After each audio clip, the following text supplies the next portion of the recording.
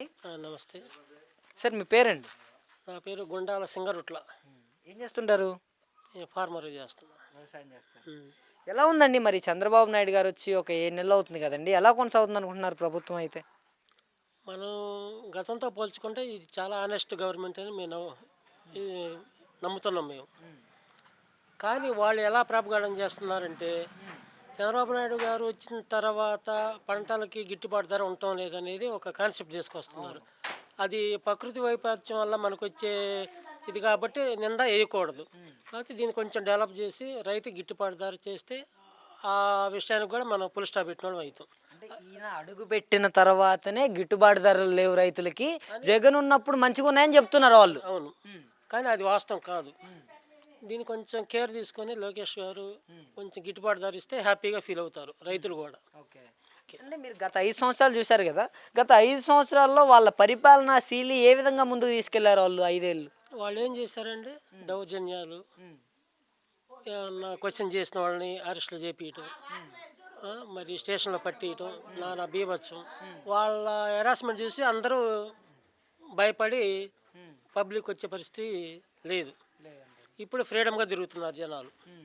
అంటే మరి ఇప్పుడు చెప్పారు కదండి, ఈ సూపర్ 6 పరిస్థితి ఏంటంటారు? చంద్రబాబు నాయుడు గారు 6 గ్యారెంటీలు 6 హామీలు ఇవ్వడం జరిగింది. మరి ఇప్పటికే ఒక 7-8 నెలల కాలం అయితే గడుచుకుంటూ వచ్చింది. మరి 7-8 నెలల కాలం వ్యవధిలో ఎలాంటి పనులు ముందుకు తీసుకురాగలుగుతున్నారు?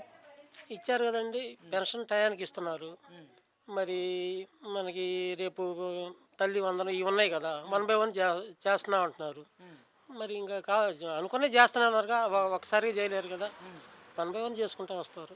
అంటే మరి ఈయన చెప్పిన వాటిల్లో ఈ గ్యాస్ సిలిండర్ తప్ప ఏమీ పథకాలు కూడా ఒక్కటి కూడా ప్రజలకు అందట్లేదు అనేసి అంటున్నారు కదా. గ్యాస్ 820 రూపాయలు సబ్సిడీ పడింది. మరి 1/1 ఒకసారిగా రావాలంటే రావు కదా. 6 నెలలు అవుతుంది, 1 ఇయర్ అన్ని కంప్లీట్ చేయొచ్చు, చూడాలి వెయిటింగ్. అంటే మరి ఇప్పుడు చాలా వరకు కూడా రైతులకి జగన్మోహన్ రెడ్డి టైంలో 13,500 కాడికి పడ్డాయి. ఈయన వచ్చిన తర్వాత రైతులకి ఏకంగా 20,000 వేస్తానన్నారు. ఆ 20,000 సంగతి ఏంటనేసి రైతులు కూడా చాలామంది అడుగుతున్నారు. అవును, అయితే రేపు వచ్చే మార్చి కల్లా వేస్తారని మేము కూడా ఆశిస్తున్నాం. సెంట్రల్ గవర్నమెంట్ అయితే స్టేట్ గవర్నమెంట్ ఇంక్లూడింగ్ 20,000 వస్తాయని మేము ఎదురు చూస్తున్నాం. అది ఒక రైతుకి వెసులుబాటు. మరి ఇంకా తల్లికి వందనం ముచ్చట ఏంటంటారండి? తల్లికి వందనం కింద జగన్ టైంలోనే అమ్మఒడి అనేసి ఆయన ఒక్కరికే వేసాడు.